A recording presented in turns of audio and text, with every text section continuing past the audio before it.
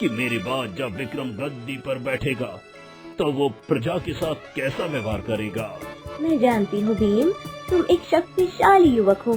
साधु, वो दिन आ गया है। तुमने कहा था कि भी आवाज सुनाई दे, परंतु तुम उस पर मैं सभी को हराकर इस संसार पर हुकूमत करूंगा और सबसे शक्तिशाली राजा कहलाऊंगा। कुछ देर बाद राजकुमार विक्रम पत्थर में परिवर्तित हो गया। मेरा पहला सवाल। अब मेरा दूसरा सवाल ये है,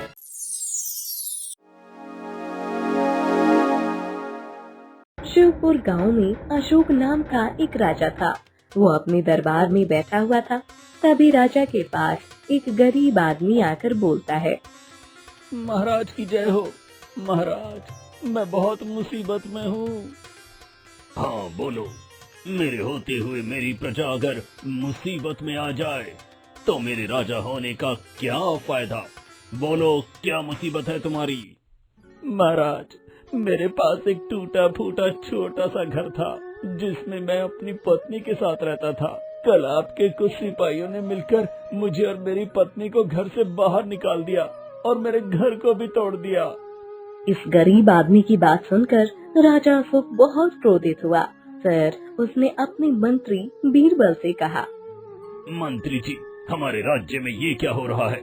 हमारे किस सिपाही ने इनका घर तोड़ा और आखिर इनको आदेश किसने दिया। महाराज जी, उस सिपाही को आदेश आपके पुत्र विक्रम ने दिया है। महाराज इतना सुनकर आश्चर्यचकित हो गए। तभी वह बोलते हैं, क्या आखिर विक्रम को हमारी प्रजा का घर तोड़वाने की क्या जरूरत थी। क्या उसने मेरे से एक बार भी पूछा। आने दो, मैं उसको बताता हूँ। तभी मंत्री बीरबल बोलता है, महाराज, राजकुमार विक्रम का कहना है कि अब खेत के आसपास किसी का घर नहीं होगा क्योंकि उनको सवारी करने में दिक्कत होती है। उन्हें जंगल आने जाने में काफी लंबा रास्ता तय करना पड़ता है। तभी राजा उस गरीब आदमी से कहता है, तुम परेशान मत हो।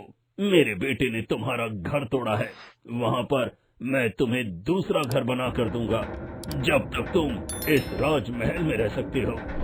राजा की बात सुनकर महल में सभी लोग राजा की जय जयकार करने लगे। तभी राजा इतना कहकर वहाँ से चला गया।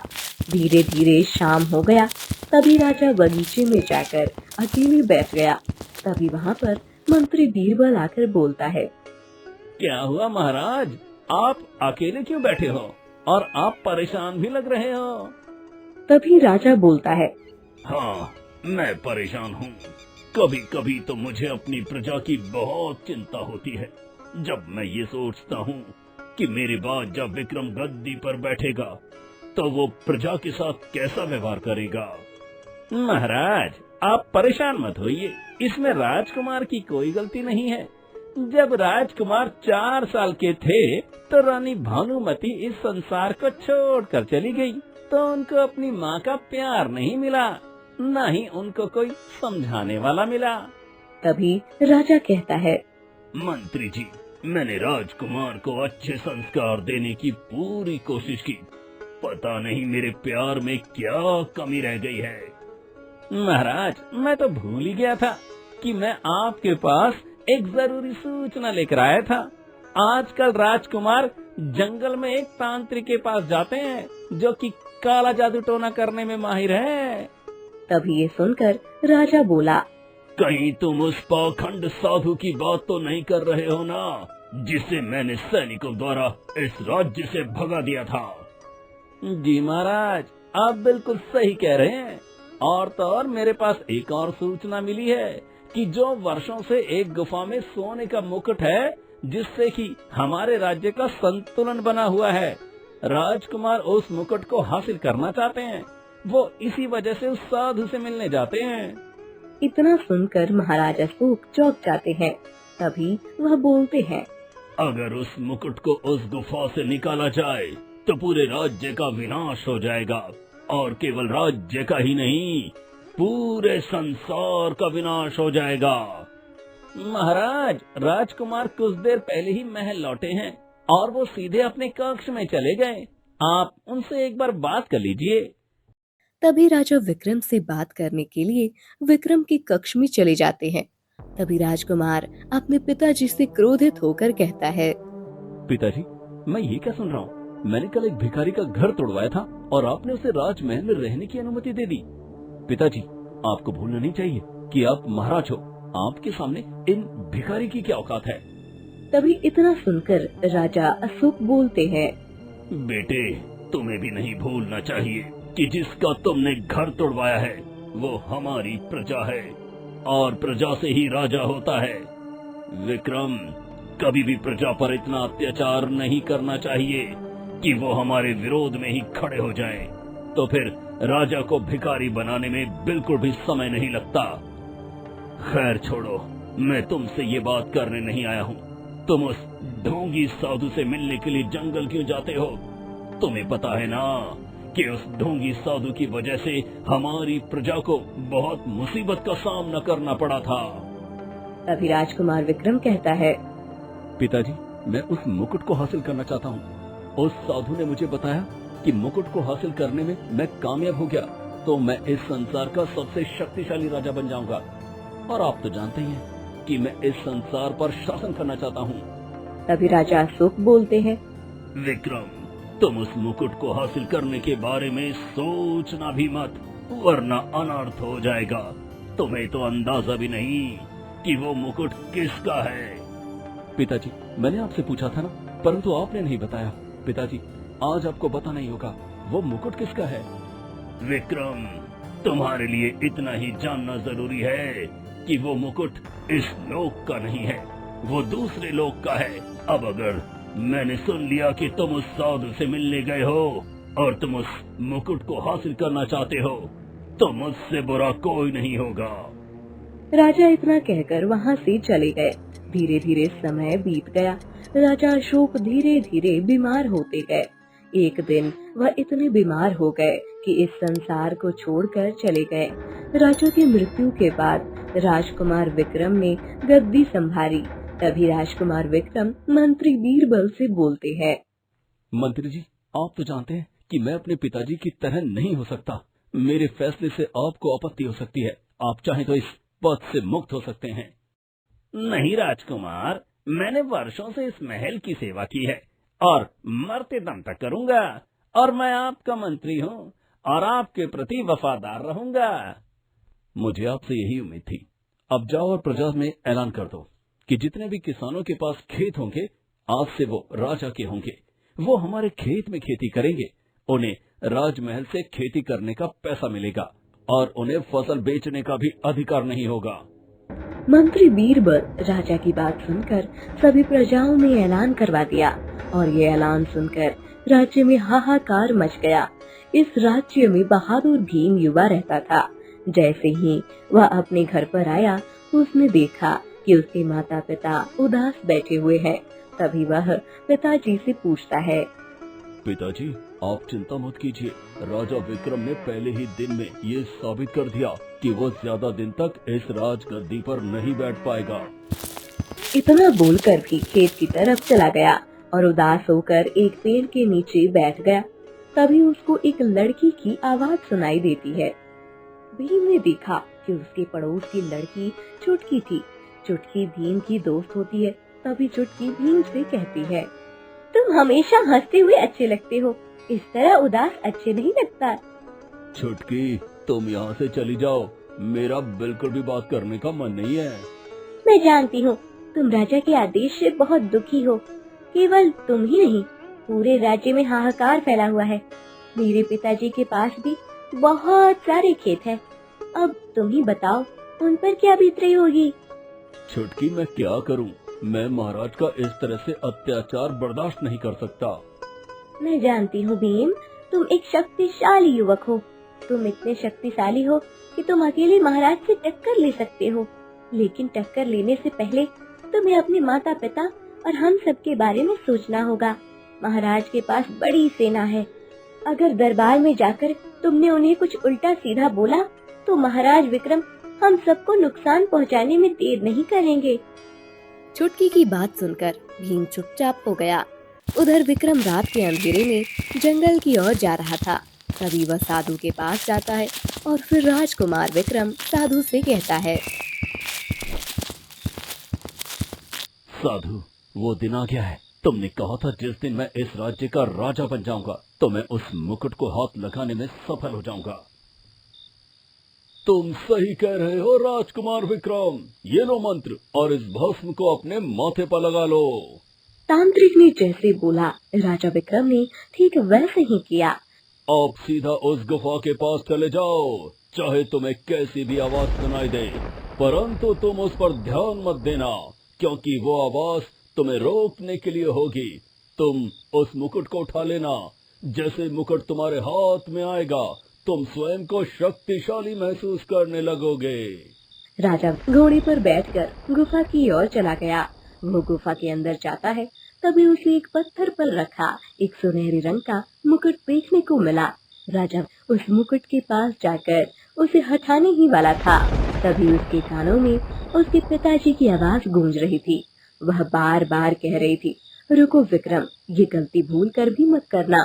अगर तुम मुकुट को वहाँ से निकाल दोगे तो इस राज्य को तबाह होने से कोई नहीं रोक सकता। ये बातें सोच सोच कर राजा विक्रम डर गया। तभी उसके दिमाग में उस साधु की बात याद आई, चाहे तुम्हें कैसी भी आवाज सुनाई दे, परंतु तुम उस पर ध्यान मत देना, क्योंकि वह आवाज तुम्हें रोकने के लिए होगा। राजा विक्रम बिना देर किए उस मुकुट को उठाकर अपने सिर पर पहन लेता है। तभी अचानक आकाश काले बादलों से घिर जाता है और काफी तेज बारिश होने लगती है और पूरी तरह से बिजली कड़कने लगती है। तभी वह बोलता है, मुझे तो इस मुकुट में अपने सिर पर रखने से अद्भुत शक्ति का एहसास हो रहा है। अब मैं इस मुकुट की शक्ति से सभी राज्यों को तबाह और बर्बाद कर दूंगा। मैं सभी को हराकर इस संसार पर हुकूमत करूंगा और सबसे शक्तिशाली राजा कहलाऊंगा। राजकुमार विक्रम के मुकुट पहनने के बाद आंखें लाल हो गई थी। वह घोड़े पर बैठकर महल की तरफ रवाना हो गया और अपने कक्ष में जाकर सो गया।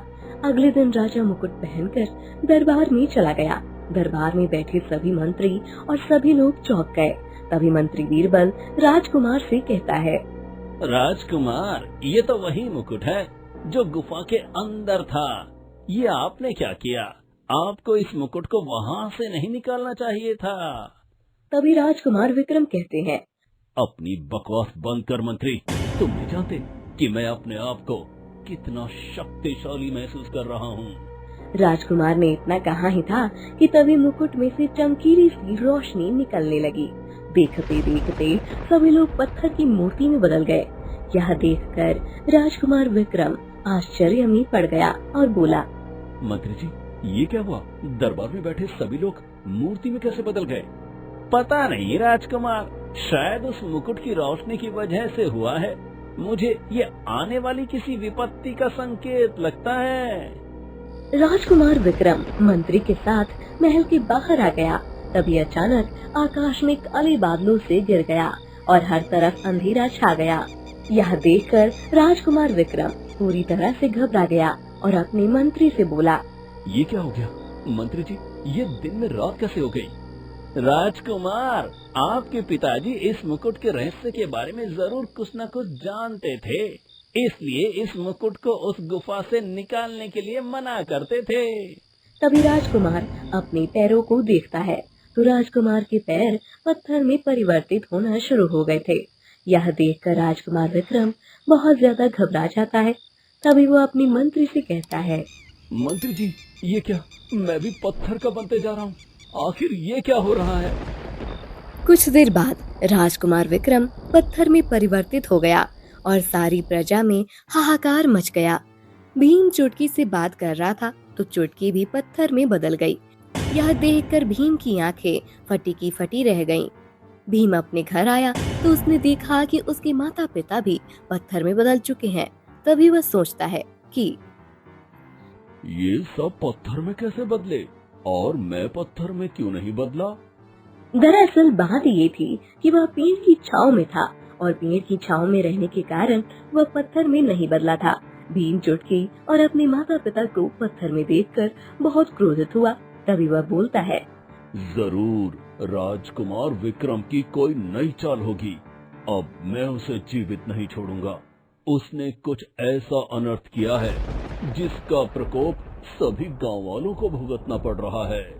भीम दौड़ दौड़कर राजमहल की ओर चला गया, मगर राजमहल के बाहर राजकुमार विक्रम को पत्थर में देखकर भीम पूरी तरह से चौंक गया। उसने देखा कि राजकुमार विक्रम का शरीर पत्थर में बदल गया, वहीं दूसरी ओर मंत्री का आधा शरीर पत्थर में बदल गया था। भीम मंत्री को देखकर बोला, मंत्री जी, ये सब क्या हो रहा है? धीरे धीरे सब लोग पत्थर में क्यों बदल रहे हैं? और आपका भी आधा शरीर पत्थर में बदल चुका है। तभी मंत्री बीरबल भीम से बोलता है, भीम, ये सब राजकुमार की वजह से हो रहा है। ना ही वो उस मुकुट को उस गुफा से बाहर लाते और ना ही ये सब होता। तभी भीम बोलता है, कौन सा मुकुट मंत्री जी? मुझे ज्यादा तो उस मुकुट के बारे में नहीं पता। अगर तुम इस राज्य को बचाना चाहते हो तो तुम्हें एक काम करना होगा। कैसा काम मंत्री जी? बताओ, मैं जरूर करूंगा। मैं इस राज्य के लोगों को कुछ भी नहीं होने दूंगा। घने जंगलों के बीच कुटिया बनाकर एक साधु बाबा रहते हैं, जो किसी जमाने में हमारे राजगुरु थे। अगर इस राज्य को बचाना चाहते हो तो तुम वहाँ चले जाओ। ठीक है मंत्री जी। भीम इतना सुनकर घने जंगलों के बीच चला गया। कुछ देर चलने के बाद उसे एक कुटिया दिखाई दी। भीम तुरंत उस कुटिया में चल गया। कुटिया के अंदर एक साधु महाराज बैठे हुए थे। भीम साधु को सारी बात बता देता है। तभी भीम साधु से बोलता है, साधु महाराज जी, हमारे राज्य को आपकी मदद की जरूरत है, हमारी मदद कीजिए। तभी साधु महाराज जी कहते हैं, तुम्हें तुरंत ही जंगल की ओर बढ़ना होगा। तुम्हें कुछ दूर आगे चलकर एक जादुई तोता मिलेगा। वो तुमसे इंसानों की तरह बात करेगा और तुमसे 2 सवाल पूछेगा। अगर तुमने उन दोनों सवालों का सही उत्तर दे दिया तो फिर तुम्हें पाताल लोक का रास्ता बता देगा। यह सुनकर भीम बोला, मैं कुछ समझा नहीं महाराज जी। पाताल लोक का रास्ता? वो मुकुट पाताल लोक के राजा का है। वर्षों पहले राजकुमार विक्रम के पूर्वजों का पाताल लोक के राजा के बीच भयंकर युद्ध हुआ था। उस युद्ध में दोनों लोक के निवासी मारे गए थे। थक हार कर पाताल लोक के राजा और विक्रम के पूर्वजों ने संधि की थी। जब से उस संधि के बाद उस मुकुट को उस गुफा में रख दिया था। महाराज जी, लेकिन वो मुकुट राजकुमार ने निकाला कैसे? उस राजकुमार विक्रम को मैंने ही कहा था कि वहाँ पर एक मुकुट है, लेकिन मुझे इसका अंदाजा नहीं था कि वो इस मुकुट का गलत इस्तेमाल करेगा, जिसकी वजह से आज सभी लोग मुसीबत में हैं। अब तुम्हें ही इन गांव वालों की जान बचानी होगी। तुम्हें दोबारा से पाताल लोक के राजा के साथ संधि करनी होगी। महाराज जी, वो कैसे होगा? थोड़ी दूर आगे जाते ही तुम्हें वो तोता मिलेगा। अगर तुमने सही जवाब दिया तो वो तोता तुम्हें आगे रास्ता खुद ही बता देगा। ठीक है महाराज जी। साधु की बात को सुनकर भीम तुरंत जंगल की ओर बढ़ गया। बहुत देर चलने के बाद बोलता हुआ तोता भी भीम के सामने आकर बैठ गया और बोला, ये रास्ता पाताल लोक की तरफ जाता है। अगर तुम्हें पाताल लोक जाना है तो मेरे 2 सवालों का जवाब देना होगा। ठीक है तोता जी, पूछिए। मेरा पहला सवाल ये है कि अगर राजा अत्याचार करता है और प्रजा अत्याचार सहती है तो दोषी कौन होगा? दोषी प्रजा होगी, क्योंकि जिस तरह अत्याचार करना पाप है, उसी तरह अत्याचार सहना उससे बड़ा पाप है। तुमने सही जवाब दिया। अब मेरा दूसरा सवाल ये है कि अगर राजा निर्दयी हो और उसकी वजह से प्रजा परेशान हो, तो अगर राजा पर कोई मुसीबत आती है तो प्रजा का क्या कर्तव्य होना चाहिए? प्रजा को फिर भी राजा की मदद करनी चाहिए, क्योंकि हो सकता है उसका मन बदल जाए। सामने वाला मनुष्य चाहे जैसा भी हो, हमें उसकी मदद करनी ही चाहिए। तुमने बहुत अच्छे जवाब दिए। तुम बहुत नेक दिल के इंसान हो। चलो मेरे साथ। तुम सीढ़ियों से उतरकर चले जाओ। तुम सीधे पाताल लोक के राजा के महल में पहुंच जाओगे। लेकिन तुम याद रखना कि तुमने पाताल लोक का द्वार का रहस्य देख लिया है, इसलिए इस रहस्य को किसी को भी मत बताना। आप चिंता मत कीजिए, मैं किसी को भी इसके बारे में नहीं बताऊंगा। इतना बोलकर भीम सीढ़ियों से उतर गया। वह कुएं के अंदर चला जाता है। वह सीढ़ियों से नीचे की तरफ चलकर पाताल लोक में चला गया। तभी वह देखता है कि उसके सामने एक राजा होता है। तभी राजा भीम से कहता है, मैं पातालोक का राजा हूँ और मुझे तुम एक मनुष्य मालूम लगते हो। यहाँ मनुष्य को आना तो मना है, फिर तुम यहाँ क्यों आए हो? भीम सारी बातें बताते हुए पाताल लोक के राजा से बोला, मेरे राजा से बहुत बड़ी गलती हुई है। नहीं, उसने मुकुट को अपने स्वार्थ के लिए बाहर निकाला था। वर्षों से चली आ रही संधि को तोड़ा है। महाराज, उनको क्षमा कीजिए। नहीं, उसे अब क्षमा नहीं किया जा सकता है। महाराज, मैं अपने राजा की ओर से क्षमा मांगता हूँ।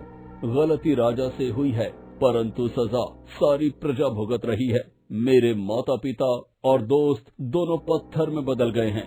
यहाँ तक कि राज्य के सभी लोग धीरे धीरे पत्थर में बदलते जा रहे हैं।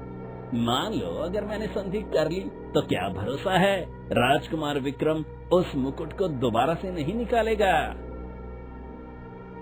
अगर राजकुमार दोबारा से ऐसा करता है तो मैं स्वयं उसे जीवित रहने नहीं दूंगा। तुम मुझे वीर मनुष्य लगते हो। तुम अपनी बात पर कायम रहना। तो उस मुकुट को शाम होने से पहले उसी जगह पर रख दो। जैसे ही वो मुकुट अपने स्थान पर आ जाएगा तो सभी चीजें ठीक होना चालू हो जाएंगी। तभी अचानक भीम राजकुमार के महल के सामने पहुंच जाता है और वह उस मुकुट को ले जाकर गुफा के अंदर रख देता है। जो इंसान पत्थर थे वो धीरे धीरे अपने असली रूप में आने लगे। फिर उसी वक्त से उस राज्य में शांति और खुशहाली आने लगता है।